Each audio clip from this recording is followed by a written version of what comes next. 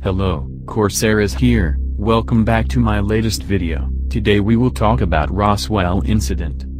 Exactly 60 years ago, a light aircraft was flying over the Cascade Mountains in Washington state, at a height of around 10,000 feet. Suddenly, a brilliant flash of light illuminated the aircraft. Visibility was good, and as pilot Kenneth Arnold scanned the sky to find the source of the light, he saw a group of 9 shiny metallic objects flying in formation.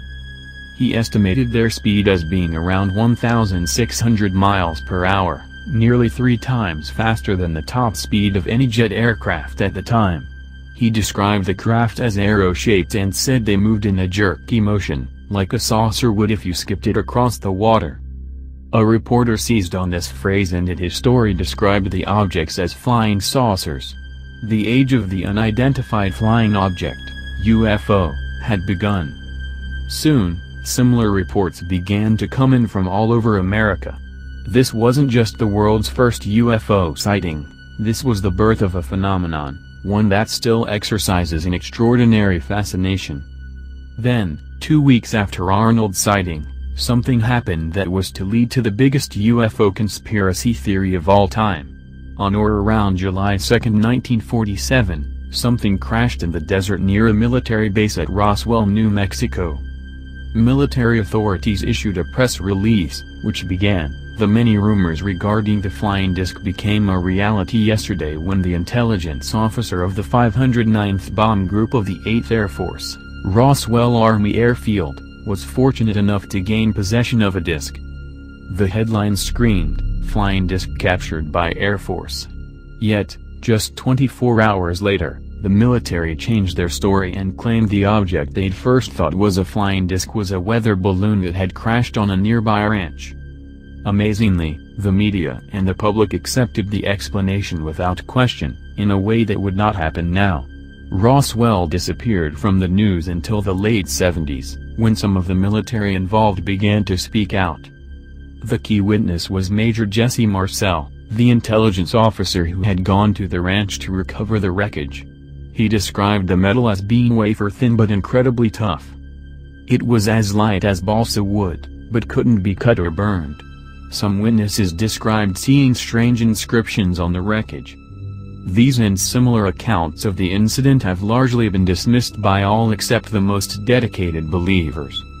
But last week came an astonishing new twist to the Roswell mystery, which casts new light on the incident and raises the possibility that we have, indeed, been visited by aliens. Lieutenant Walter Haut was the public relations officer at the base in 1947, and was the man who issued the original and subsequent press releases after the crash on the orders of the base commander, Colonel William Blanchard. Haut died last year, but left a sworn affidavit to be opened only after his death. Last week, the text was released and asserts that the weather balloon claim was a cover story, and that the real object had been recovered by the military and stored in a hangar. He described seeing not just the craft, but alien bodies. He wasn't the first Roswell witness to talk about bodies. Local undertaker Glenn Dennis had long claimed that he was contacted by authorities at Roswell shortly after the crash and asked to provide a number of child-sized coffins.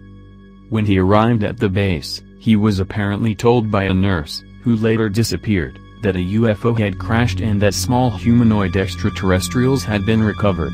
But Haut is the only one of the original participants to claim to have seen alien bodies. Haut's affidavit talks about a high-level meeting he attended with Base Commander Colonel William Blanchard and the commander of the 8th Army Air Force, General Roger Ramey. Haut states that at this meeting, pieces of wreckage were handed around for participants to touch, with nobody able to identify the material. He says the press release was issued because locals were already aware of the crash site, but in fact there had been a second crash site, where more debris from the craft had fallen. The plan was that an announcement acknowledging the first site, which had been discovered by a rancher, would divert attention from the second and more important location. Haut also spoke about the cleanup operation, where for months afterwards military personnel scoured both crash sites searching for all remaining pieces of debris, removing them and erasing all signs that anything unusual had occurred. This ties in with claims made by locals that debris collected as souvenirs was seized by the military. Haught then tells how Colonel Blanchard took him to Building 84, one of the hangars at Roswell, and showed him the craft itself. He describes a metallic egg-shaped object around 12 to 15 feet in length and around 6 feet wide. He said he saw no windows, wings, tail, landing gear or any other feature. He saw 2 bodies on the floor, partially covered by a tarpaulin. They are described in his statement as about 4 feet tall, with disproportionately large heads. Towards the end of the affidavit, Hawk concludes, "I am convinced that what I personally observed was some kind of craft and its crew from outer space." Thank you for watching. Corsair out.